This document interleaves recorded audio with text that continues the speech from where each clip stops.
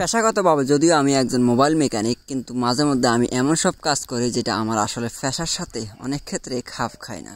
তো এখন দেখতে পাচ্ছেন যে আমি একটি চাইনা D7 মডেল বক্সের সার্কিট নিয়ে নাড়াচাড়া করতেছি, যেটার আইসিটি ওভার ভোল্টেজ প্রবেশের কারণে ফুটে গিয়েছে।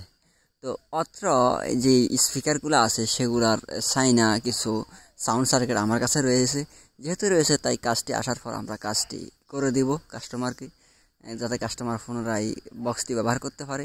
সেই অনুযায়ী আমরা কাজটি করার চেষ্টা করছি। দেখতে পাচ্ছেন আসলে এই কাজগুলো অনেক ক্ষেত্রে সহজ বললেও চলে, আবার কঠিন বললেও চলে। আমাদের হাতের আগের পুরানো যে ক্যাপাসিটার রয়েছে এটি নষ্ট হয়ে গেছে মেশিনের সাথে সাথে, তাই আমরা আরেকটি নতুন ক্যাপাসিটারের সহিত একটি সার্কিট লাগিয়ে দিব, সাউন্ড সার্কিট।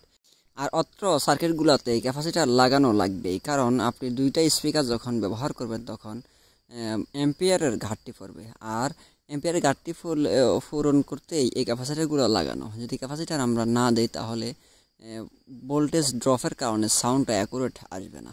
তো আমরা দেখতে পাচ্ছেন আমাদের স্পিকারের যে লাইনগুলো আছে সেগুলো আমাদের স্পিকার লাইনে সেট আপ করে নিচ্ছি। দেখতে পাচ্ছেন এখানে দুইটা স্পিকার আর অত্র মেশিনে দুইটা স্পিকার লাইনই সংযুক্ত আছে। প্রাথমিকভাবে আমরা একটা স্পিকার ঝালাই করে নিলাম, আবার আরেকটা স্পিকার আমরা পরবর্তীতে ঝালাই করব। দেখতে পাচ্ছেন ঝালাইগুলো খুব ভালো এবং নিখুঁত হওয়া অত্যন্ত জরুরি। একটা স্পিকার ঝালাই করার পর আমরা আরেকটা স্পিকারের তার ঝালাই করতেছি। দেখতে পাচ্ছেন সুন্দরভাবে, যাতে করে কোনো রকমের ছুটে না যায় বা শর্ট হয়েও না যায়, এদিকেও খেয়াল রাখা অত্যন্ত জরুরি বিষয়।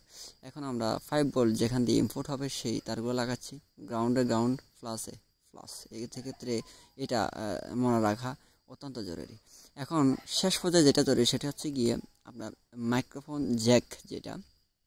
জ্যাকটা প্রথমে গ্রাউন্ড নিশ্চিত করতে হবে, মাইনাসটা নিশ্চিত করে গ্রাউন্ডে লাগাতে হবে, এবং পজিটিভ যে দুইটা সেই দুইটা terminal positive earphone connector output input যেখানে সেখানে লাগাতে হবে আমাদের সাউন্ড সার্কিটের। দেখতে পাচ্ছেন আমরা আমাদের যে সাউন্ড সার্কিটের যে তারগুলো ঝালাই সেগুলার কাজ শেষ। এখন আমরা স্পিকারটি চেক করব। আমরা একটি অ্যাডাপ্টারে আমাদের কানেক্টরটি লাগাইলাম 5 ভোল্ট ডিসিতে। এখন আমরা একটি ফোন দিয়ে চেক করতেছি। দেখতে পাচ্ছেন একটা কাগজ দিলাম যাতে করে বোঝা যায় আসলে সাউন্ডটা কাজ করতেছে কিনা। যেহেতু কপিরাইটের একটা বিষয় আছে, কোনো সাউন্ড অন্য গানের সাউন্ড চালাইলে সেটা কপিরাইট ধরতে পারে, তাই আমরা সাউন্ডটা আপনাদেরকে শোনাতে পারলাম না। একটা কিছু কাগজ দিয়ে আমরা আপনাকে টেস্ট করে দেখালাম। আল্লাহর রহমতে আমাদের কাজটি ওকে।